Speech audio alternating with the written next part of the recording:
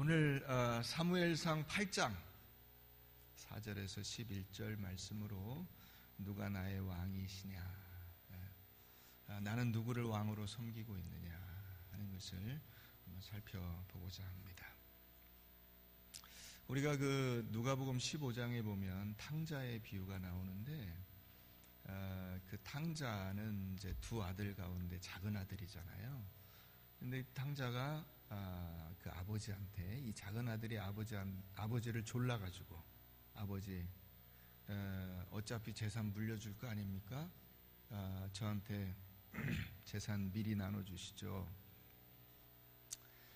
조르고 졸라서, 이게 사실 그 당시에 인륜에는 맞지 않아요. 윤리에는 맞지 않습니다. 왜냐하면 이때는 그 아버지가 돌아가신 다음에서야 유산을 받을 수가 있었어요. 그러니까 아버지한테 유산을 달라고 하는 것은 노인네 나이 먹고 아직까지 살아가지고 도대체 뭐 하는 거야, 빨리 죽어서 나한테 재산이나 물려주지, 이렇게 얘기하는 거하고 똑같은 거예요. 그러니까 얼마나 그 당시 그 풍습에서는 이 아들이 정말 정상적이지 않은 아들이죠.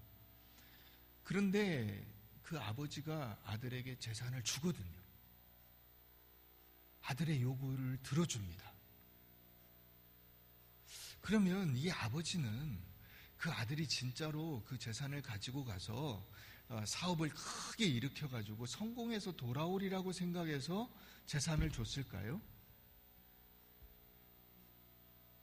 여러분들의 자녀들을 여러분들이 아시지 않습니까? 얘한테 지금 유산을 주면은 얘가 크게 성공하겠다, 얘를 좀 밀어줄 수 있겠다, 이런 생각이 드는 자녀도 있겠지만 그렇지 않은 자녀도 있어요. 아마 이 탕자의 아버지는 그런 확신이 없었을 것 같아요. 그럼에도 불구하고 줬습니다. 왜 그럴까? 집 나간 아들이 돈 벌어서 돌아오기를 기다렸을까요? 출세해서 돌아오기를 기다렸을까요? 만약에 그렇다면 그렇게 애타게 기다리지 않았겠죠. 아버지가 그 아들을 기다렸다는 것은 무슨 얘기냐면요, 아버지도 알았다는 거예요. 이 아들이 쫄딱 망해가지고 돌아올 것이다 하는 것을 알았기 때문에 기다린 거예요. 여러분들이 자녀들에게 아무 근심 걱정이 없으면 마음 편히 잡니다. 근데 애가 불안하면 잠을 잘 수가 없어요. 소식을 기다립니다. 얘가 도대체 어떻게 된 걸까? 잘하고 있는 걸까? 걱정이네. 큰일 났네. 어떡하지? 탕자 아버지가 그랬잖아요. 여러분, 오늘 이 말씀에도 이 이스라엘 백성들이 왕을 우리에게 주세요, 왕을 요구합니다. 그러면 하나님은 그 백성들의 요구에 안 돼라고 하실 것 같은데 들어주셨거든요. 왜 그랬을까? 탕자의 아버지도 그렇고, 탕자의 아버지는 사실 하나님이잖아요.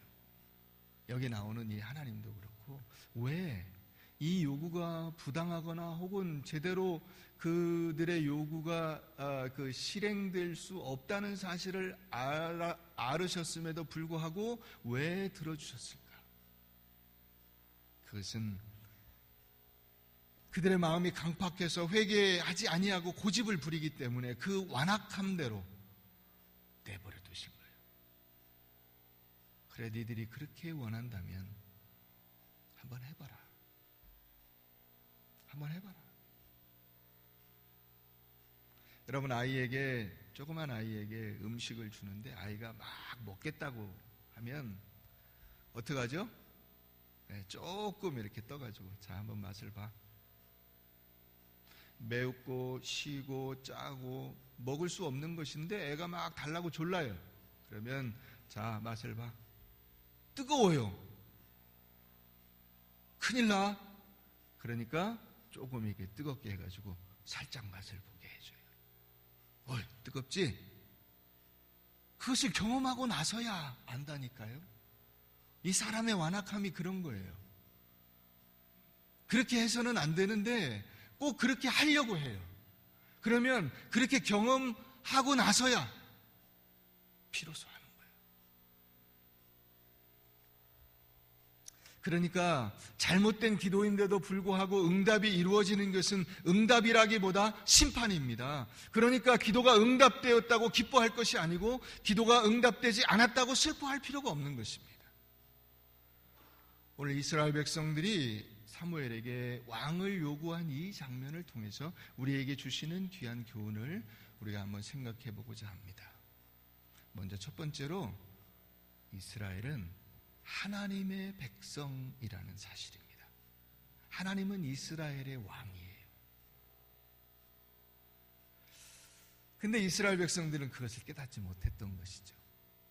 자, 이스라엘의 왕이 세워지기 훨씬 이전부터 이스라엘 백성들이 가나안 땅에 들어가기 그 전부터 이 각 가나안 땅의 부족들, 모압이라든가 암몬이라든가 에돔이라든가 다메섹이라든가 이런 그 부족들은, 주변국들은 강력한 왕정 체제를 구축하고 있었습니다.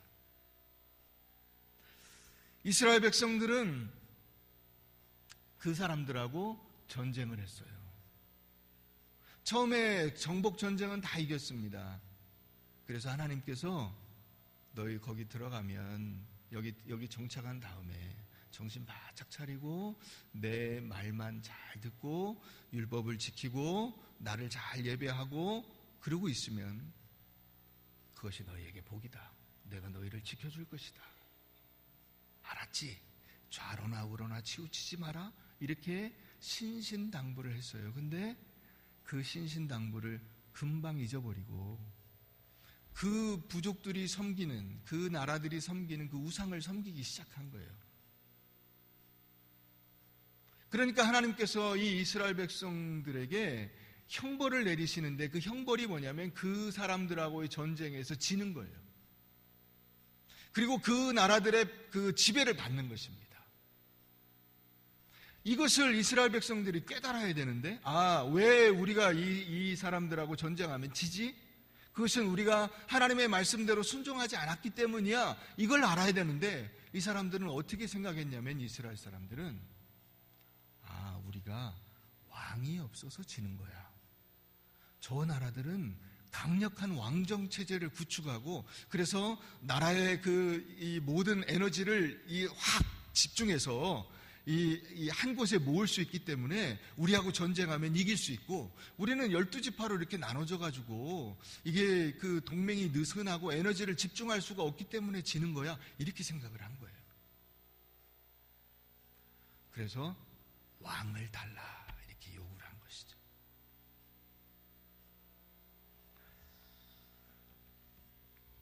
오늘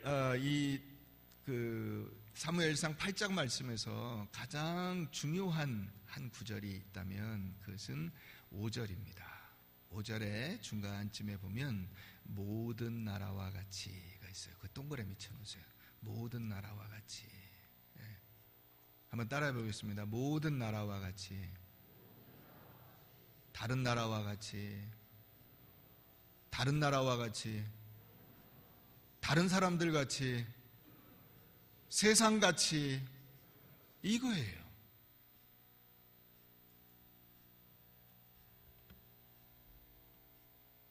이스라엘 백성들은 지금 이 시점까지 그 정치체제를 굳이 규정한다면 신정정치예요. 민주정치, 왕정정치 이런 것과 비교해서 신정, 하나님이 직접 다스리세요. 하나님께서 친히 왕이 되셔서 이 사무엘을 사사로 두고 그 사무엘을 통해서 재판이라든가 이런 것들을 하나님의 말씀에 의해서 하도록 만들면서 전체적인 그 국가의 운영과 이 보호를 하나님이 책임지시는 거예요. 그랬는데 이 이스라엘 백성들이 지금 뭐라고 하냐면 우리도 다른 나라처럼 왕을 주세요 그러는 거예요. 그 얘기는 뭐냐면 우리나라에는 왕이 없어요 이 뜻이잖아요. 하나님이 왕이시라는 사실을 부정하고 있는 거예요. 여러분, 우리가 살아가는 데 있어서, 우리의 인생에 있어서, 내 삶에 있어서 과연 여러분들에게는 누가 여러분들의 주인이십니까? 이렇게 물어보면 많은 분들이 하나님이 나의 왕이십니다, 이렇게 말을 할 수가 있어요. 대부분의 성도들은요, 여러분들 자신이 왕이 돼서 하나님을 옆에 그냥 참모로 써요. 참모로. 내가 하고자 하는 대로 하나님은 들어줘야 돼. 하나님, 내가 이렇게 하고 싶으니까 이렇게 해주세요 라고 지시를 내려요. 이스라엘 백성들은 아예 하나님은 안중에 없어요. 그래서 왕을 달라고 한 거예요. 요즘 우스갯소리로 그런 얘기를 해요. 이게 뭐 어디 교회 그 목사님들을 청빙하는데, 담임 목사를, 예수님도 갈 수가 없다, 담임 목사로. 왜? 스펙이 너무 많아. 대학도 나와야 되고, 대학원도 나와야 되고, 박사학위도 받아야 되고, 뭐 어디 목회 경력도 있어야 되고, 안수받은지. 예수님은 그냥 30살에 땡 해가지고 이 공생애를 시작하셨는데, 그런 초짜는 아예 갈 수가 없어요. 근데 지금 이 이스라엘 백성들은 똑같아요. 하나님을 왕으로 인정하지 않아요. 하나님이 왕이신데 하나님이 왕이시라는 사실을 부인합니다. 뭘 보니까요? 우리도 다른 나라처럼 왕을 주세요. 우리도 다른 나라처럼 살고 싶어요. 우리도 다른 사람들처럼 살고 싶어요. 나도 다른 사람들처럼 돈 많이 벌고 좋은 집에서 좋은 차를 타면서 떵떵거리고 살고 싶어요. 여러분, 이스라엘 백성들의 정체성이 뭐죠? 이스라엘 백성들의 정체성. 이스라엘 백성들은 어떤 사람들이죠? 출애굽기 19장 4절부터 6절 말씀 한번 보세요. 우리 다 같이 한번 읽어보겠습니다. 시작. 내가 애굽 사람에게 어떻게 행하였음과 내가 어떻게 독수리 날개로 너희를 업어 내게로 인도하였음을 너희가 보았느니라. 세계가 다 내게 속하였나니 너희가 내 말을 잘 듣고 내 언약을 지키면 너희는 모든 민족 중에서 내 소유가 되겠고 너희가 내게 대하여 제사장 나라가 되며. 이게 이스라엘 백성들의 정체성이에요.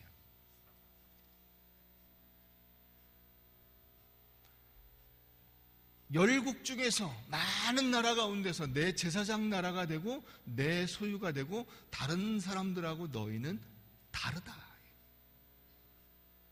다른 말씀 하나 볼까요? 레위기 19장 한번 보세요. 레위기 19장. 외우기 좋죠. 출애굽기 19장과 레위기 19장. 자, 밑에 너희는 거룩하라 나오죠? 시작. 너희는 거룩하라. 이는 나 여호와 너희 하나님이. 이 거룩이라는 단어가 뭐냐면요, 다름이에요. 다름. 그 다름에서 구별이라는 뜻이 나오는 거예요. 그래서 거룩과 다름과 구별은 같은 뜻이에요. 단어는 다르지만 같은 의미를 가지고 있어요. 거룩한 것은 다른 사람들하고 다른 거예요. 왜 다르냐면 구별해 두었기 때문이에요. 이스라엘 백성들은 거룩해요. 이스라엘 백성들은 달라요. 이스라엘 백성들은 구별됐어요. 여러분들은 거룩해요. 여러분들은 달라요. 여러분들은 하나님이 세상으로부터 구별해 두신 사람이에요.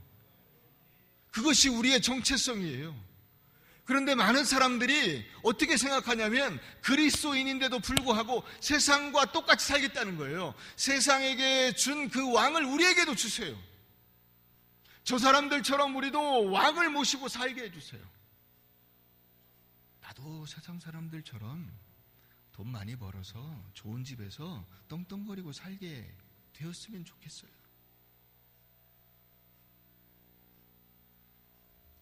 여러분, 오늘 여러분들이 여러분 스스로에게 물으셔야 돼요. 내가 과연 그리스도인이라는 것은 세상 사람과 어떤 점에서 차이가 나는 것이냐.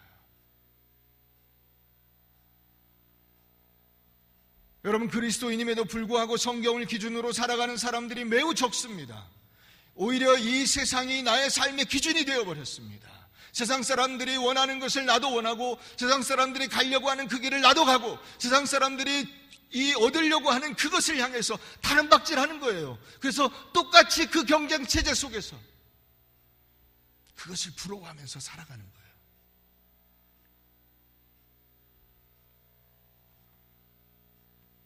여러분, 비뚤어지고 반역하는 세대 속에서 말씀을 붙들고 나서는 사람이 왜 없는 것입니까? 왜 우리는 하나님 때문에 다른 사람들과 다르면 안 되는 것입니까? 왜 나는 다른 사람들과 다름을 견뎌내지 못하는 것입니까? 많은 사람들이 독특함을 싫어합니다. 개성을 싫어해요. 다른 사람들과 섞여서 표시가 안 나는 것을 좋아해요. 그래서 교회에 가서도 사람들 사이에서 안 보이게, 섞여서 누가 누군지 알 수 없게 수많은 사람들 가운데 섞이는 것을 좋아해요. 여러분, 그러면 과연 그리스도인 됨이라는 것은 무엇을 의미하는 것일까요?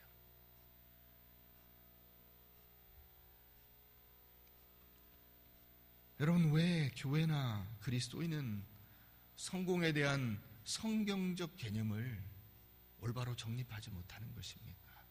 우리의 성공과 세상 사람들의 성공이 다른 것은 무엇입니까?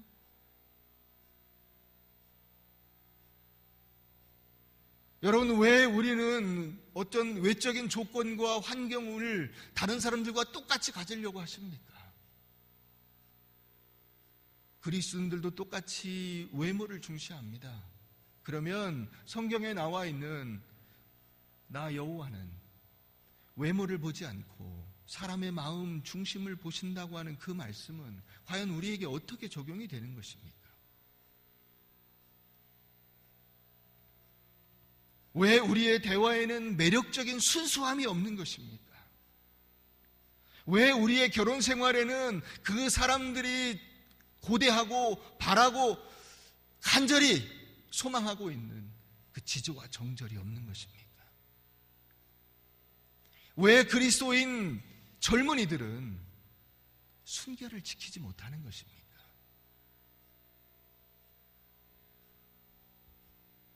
왜 우리는 세상의 즐거움보다 예배드리는 것을 더 즐거워하지 않습니까? 왜 우리는 시간이 생기면 뒹굴뒹굴 하기를 좋아하면서도 그 시간에 하나님과 교제하고 하나님을 즐거워하고 하나님을 만나기를 소원하지 않습니까? 여러분, 우리가 세상 사람들과 다르다는 것은 과연 무엇입니까?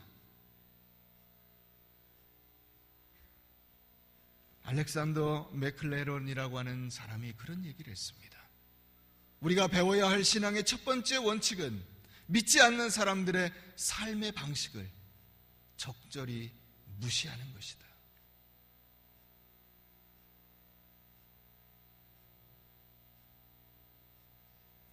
여러분, 우리는 예수 믿는 사람들입니다. 여러분, 요즘에 동성애자들 한번 보세요. 이슬람을 한번 보세요. 우리 사회에 이슬람이 몇 명이나 됩니까?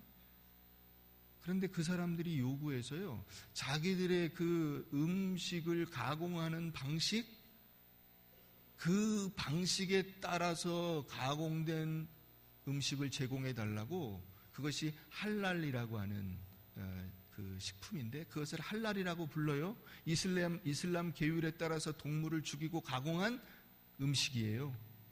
공장이 세워졌습니다. 공단을 만들려고 하다가 그게 지금 중지됐죠. 아예 공장이 이미 세워졌어요. 여러분, 근데 그리스도인들이 이렇게 많은데 그리스도인 문화를 만들어가지 못해요. 여러분, 남을 수용한다는 것은 내 것을 버리는 것이 아닙니다. 다른 사람들을 포용한다는 것은 내 것을 무시하는 것이 아닙니다. 세상을 향해서 나아간다는 것은 하나님을 버리는 것이 아닙니다. 하나님을 굳게 의지하고 그 하나님과 동행하면서 세상 사람들을 포용해가고 그들을 이해해가는 거예요. 이스라엘 백성들은 하나님의 백성이었어요. 하나님이 이스라엘의 왕이셨어요. 그런데 그들은 하나님을 버렸습니다.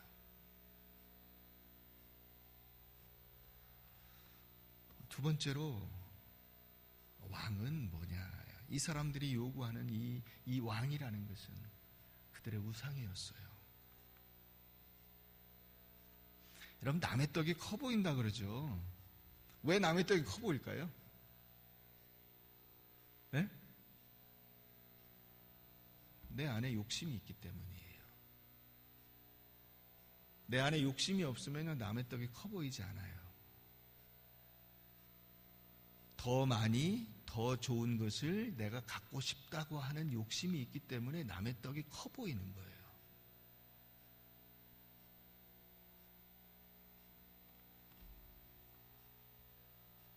이 사람들이 원하는 것이 뭐냐면, 왕이 있으면, 우리에게 왕이 있으면 우리나라는 저들에게 지지 않을 것이다. 전쟁에 승리할 수 있을 것이다. 우리나라가 번영할 수 있을 것이다.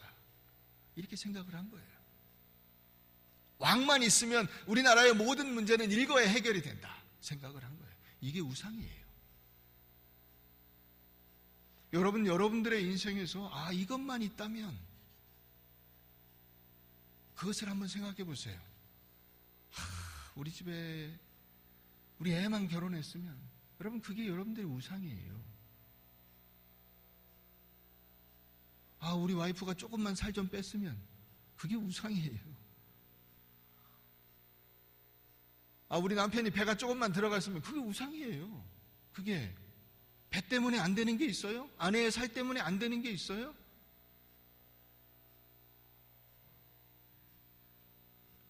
좋은 옷만 있으면, 좋은 차만 있으면, 좋은 집만 있으면, 좋은 대학만 가면, 좋은 직장만 들어가면, 좋은 교육만 받으면 하나님을 대신해서 내게 참된 만족을 줄 수 있을 것이다.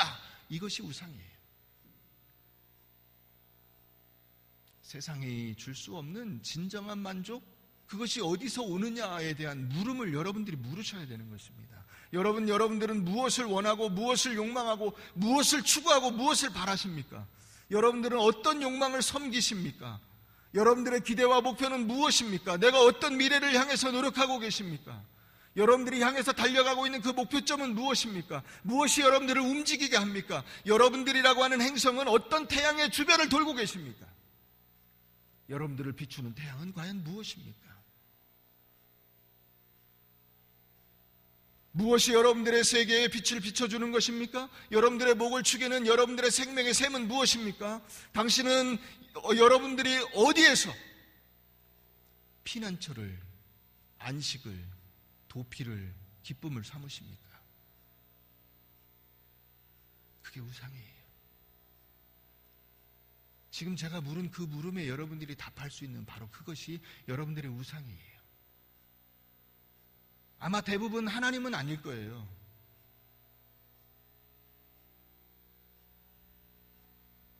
여러분, 인간의 마음은요, 우상의 공장입니다. 끊임없이 우상을 만들어내요. 저거 좋겠다. 저걸 가졌으면. 저것만 있다면. 우리 집도 저걸로 바꿔야 돼. 우리 남편도 저렇게 돼야 돼. 우리 아내도 저렇게 돼야 돼. 우리 애들도 저렇게 키워야 돼. 끊임없이 우상을 만들어내요. 지금까지 이 인간의 마음에서 만들어낸 공통적인 가장 강력한, 끊임없이 만들어내는 우상의 제물이 있어요. 제품이 있어요. 그게 뭐냐면 돈과 쾌락이에요.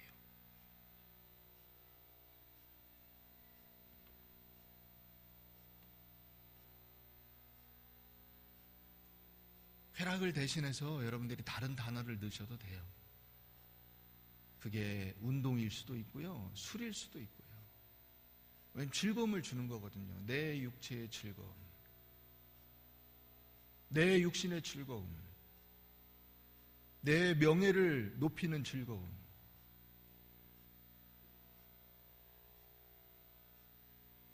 돈도 왜 좋아하냐면 쾌락을 줄 수 있기 때문이에요. 만족을 줄 수 있거든요. 내가 이 정도야.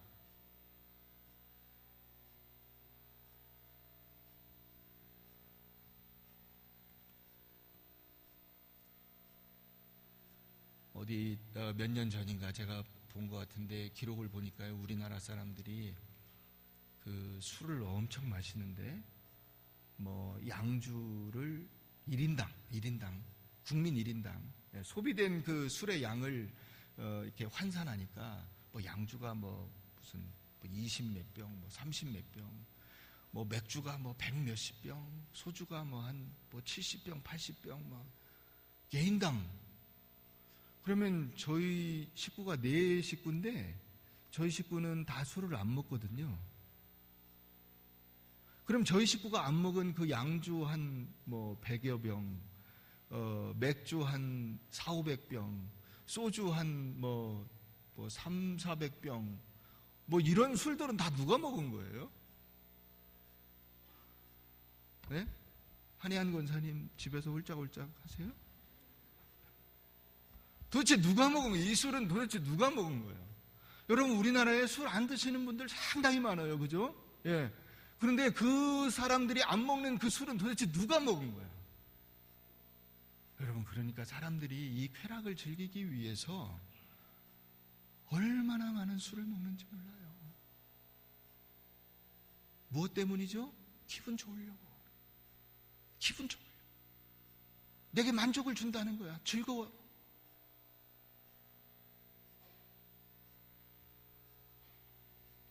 여러분들이 권력이나 돈이나 인간관계나 거짓이나 허위나 이런 것들을 왕으로 삼는 그 순간 여러분들은 그 왕의 노예가 되는 그 문서에 사인을 하는 것 같아요. 그리고 그 노예의 소굴로 들어가는 것입니다. 헤어나올 수가 없어요. 오늘 하나님께서 사무엘이 시무룩하게 왔어요. 하나님, 이게 말이 됩니까? 근데 사무엘에게 뭐라고 하시냐면, 야, 그들이 너를 버린 것이 아니라 나를 버린 것이다. 여기까지 딱 보면 아, 하나님께서 이스라엘 백성들을 치시겠구나, 그런 느낌이 딱 드는데 그 다음이 반전이죠. 들어줘라, 들어줘라, 원하는 대로 해줘라.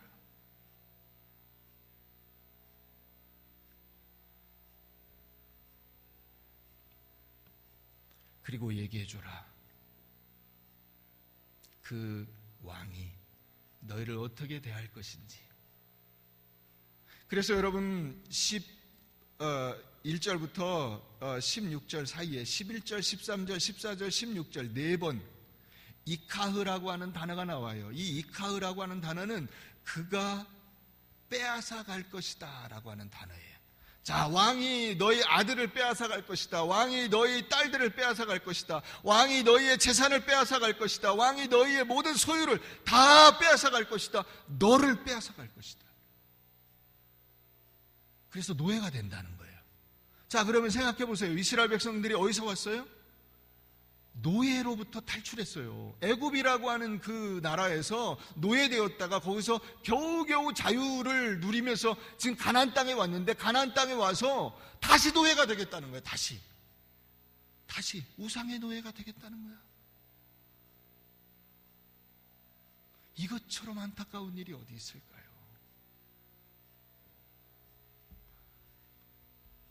제가 어디에서 어느 목사님 설교를 듣는데 그런 얘기를 해요. 어느 날 교인이 한 명 찾아왔대요. 그래서 와가지고 어쩐 일이세요, 집사님? 그랬더니 주식을 500주를 내놓더래요. 그래서 이게 뭡니까? 그랬더니 이게 주식인데 제가 이걸 산 다음부터 매일같이 주식 뉴스만 보고, 주식이 올라가면 마음이 즐겁고 주식이 내려가면 마음이 슬프고, 그냥 마음이 하루에도 몇 번씩 오르락내리락. 그래서 하나님 은혜가, 목사님 은혜가 안 됩니다. 그래서 제가 이 목사님 드리려고 갖고 왔습니다. 그래서 주고 갔어요. 그래서 목사님 이제 그걸 받아놓고 이제 그 다음 날부터 이번에는 목사님이 마음이 오르락내리락 하는 거예요. 그래서 바로 팔아버렸대요. 5,000원씩에 다 주식을 싹 팔았어요.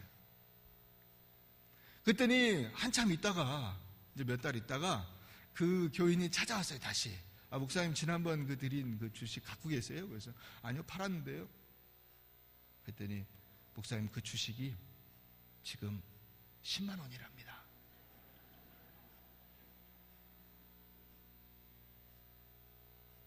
아, 이런 십장생, 이런 신발끈.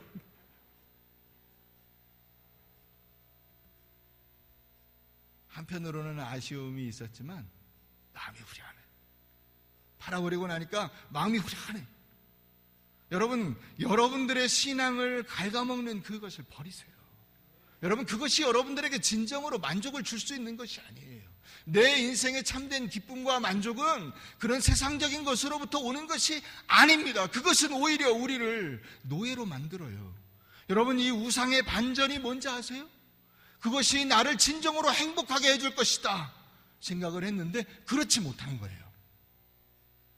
오히려 고통스럽게 만드는 거예요. 아, 돈을 벌면 내가 행복할 거야. 그런데 매일 돈 때문에 고민이에요.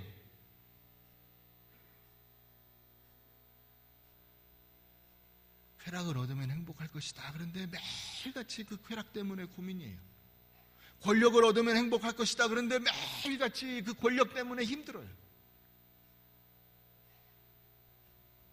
여러분, 권력자들을 보면 불쌍하지 않습니까? 아무것도 없다는 것이 얼마나 큰 즐거움인지 여러분 생각해 보세요. 오바마 대통령이 8년을 대통령을 했어요. 그런데 대통령 그 취임할 때하고 대통령 마칠 때 그 얼굴을 이렇게 비교해 놨더라고요. 얼굴이 확 늙었어요. 그거 당연한 거 아니에요?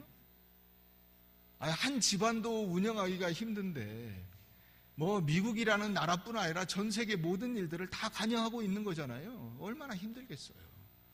겉으로 보이지 않는 그 이 뒤에서 이루어지는 어마어마한 일들을 알고 몰라도 되는 그것들을 여러분 사실 생각해 보세요. 여러분들이 만약에 어떤 권력자가 됐다. 내가 알 필요가 없는 것들까지 다 알게 돼요. 그 안다는 것이 내게 주는 그 고민이 있어요. 고통. 여러분, 그러니까 상담하는 사람들이 굉장히 힘들어요. 그리고 상담하는 사람들이 자살하는 사람도 꽤 많아요. 왜 그런지 아세요? 상담하면서 그 내담자가 와서 털어놓는 그 고민을 들었을 때 그것이 나와 아무 상관도 없지만은 그 들음으로써 지는 짐이에요. 저 사람의 인생에 저런 어려움이 있었구나. 저런 고민이 있었구나. 지금 그것 때문에 갈등하고 있구나. 이걸 가지고 자기도 같이 고민하는 거거든요.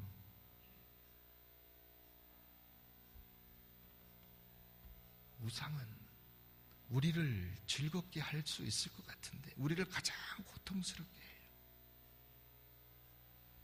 그러므로 여러분, 하나님에 대한 믿음을 다른 곳에 두지 마세요. 내 기도가 하나님이 원하시는 기도인지 돌아보시기를 바랍니다. 우상을 숭배하는 마음으로 드린 기도는 응답되지 않습니다. 아니, 응답된다 하더라도 그것은 여러분들의 인생을 참으로 기쁘게 해줄 수 있는 진정한 응답이 아니에요. 그러므로 내가 우상을 버리고 하나님을 보는 시각이 달라지고 나면 여러분들의 기도가 달라지게 돼요. 그리고 기도가 바뀔 때 비로소 여러분들의 인생이 변화되게 되는 것입니다. 이스라엘 백성들이 하나님한테 기도한 거예요. 왕을 달라고. 왕을 달라고 기도했어요. 여러분, 딴 데 가서 데모한 게 아닙니다. 왕을 달라고 기도했어요. 그러니까 이 기도가 어떤 기도인지를 지금 우리가 살펴보고, 이 기도가 바로 우상 숭배예요. 돈 달라고 기도하는 것이나 권력을 달라고 기도하는 것이나 나를 만족하게 해주는 그 무언가를 달라고 기도하는 것과 같은 거예요. 여러분, 그러면 여러분, 우리는 어떻게 살아야 할까요? 우린 누구를 나의 왕으로 모시고 살아야 할까요? 예수 그리스도가 나의 왕이십니다. 여러분들이 왕이라는 생각을 버리세요.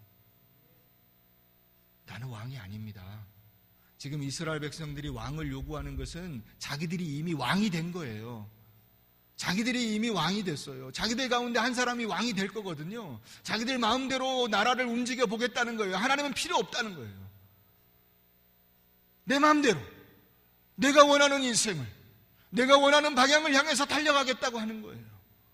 그러나 성경은 우리에게 알려주고 있습니다. 하나님은 우리에게 말씀하고 계세요. 너희는 왕이라고 스스로 자처하고 너희 스스로의 인생을 감당할 만한 능력이 없어요. 우리는 우리 스스로의 인생을 감당할 만한 능력이 없어요. 이사야 9장 6절과 7절 말씀 우리가 같이 한번 보겠습니다. 이사야 9장 6절과 7절 말씀입니다. 한 아기가 우리에게 낳고 한 아들을 우리에게 주신 바 되었는데 그의 어깨에는 정사를 메었고 그의 이름은 기묘자라 모사라 전능하신 하나님이라 영존하시는 아버지라 평강의 왕이라 할 것입니다. 그 정사와 평강의 더함이 무궁하며 또 다윗의 왕자와 그 나라에 군림하여 그 나라를 굳게 세우고 지금 이후로 영원히 정의와 공의로 그것을 보존하실 것이라 만군의 여호와의 열심히 이를 이루리라. 할렐루야. 여러분, 하나님께서 우리에게 평강의 왕을 주셨다는 거예요. 평강의 왕. 이스라엘이 요구한 왕은 어떤 왕이었죠? 전쟁을 하는 왕, 싸움에 이기는 왕, 나라를 잘 다스릴 수 있는 왕, 그런 왕이었어요. 그러나 하나님께서 우리에게 주시는 왕은 그런 왕이 아니에요. 싸움하는 왕이 아니에요. 이미 싸움이 끝났어요. 싸움은 당신이 끝내시고 우리에게 평화를 주시고 평강을 주시고 안식을 주시고 쉼을 주시는 왕이에요. 수고하고 무거운 짐진 자들아 다 내게로 오라. 내가 너희를 편히 쉬게 하리라. 여러분, 전쟁하는 나라가 좋아요? 평화로운 나라가 좋아요? 당연하죠. 우리가 돈하고 싸우고 권력하고 싸우고 인생의 여러 가지 그 욕망과 싸우잖아요. 이런 싸움들, 이 죄와의 싸움, 이런 것을 다 내려놓고 참된 평화와 안식을 누릴 수 있는 그 은혜를 예수 그리스도를 통해서 우리에게 주신다는 거예요. 예수님을 나의 왕으로 모실 때 내가 그와 같은 혜택과 평화를 누리게 되는 거예요. 사랑하는 여러분, 예수 그리스도를 여러분들의 보좌에 앉히십시오. 여러분들이 그 자리에서 내려오셔야 됩니다.